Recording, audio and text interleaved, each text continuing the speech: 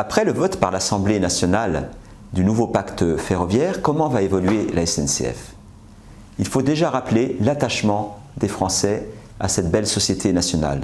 Et c'est bien la raison pour laquelle nous avons adopté le nouveau statut de société nationale à capitaux publics détenus à 100% par l'État. Un signal complémentaire est celui de l'affirmation d'une vocation de la SNCF avec une ambition très élevée d'un service économique et social, d'un aménagement du territoire et du développement durable et donc de la protection de l'environnement.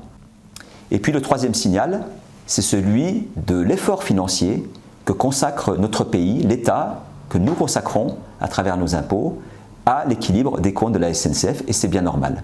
Ainsi, tous les ans, nous abondons de 14 milliards le budget de la SNCF. Pour autant, il est nécessaire d'évoluer, pour deux raisons principalement. La première, c'est l'érosion du service, et la deuxième, c'est l'accumulation de déficits, 3 milliards tous les ans, et au bout du compte, d'une dette de 50 milliards d'euros.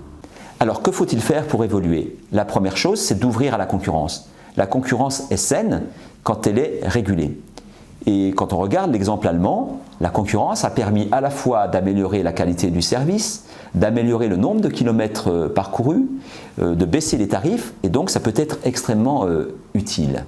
Évoluer, c'est aussi réduire les déficits, 3 milliards par an, à la fois en améliorant l'organisation, en réduisant les frais de structure, en développant la polyvalence, mais aussi en modifiant le statut. En précisant que le statut est conservé pour les personnels qui sont actuellement à la SNCF, qu'il sera conservé également pour celles et ceux d'entre eux qui partiront dans le privé quand éventuellement une société privée emportera certains marchés.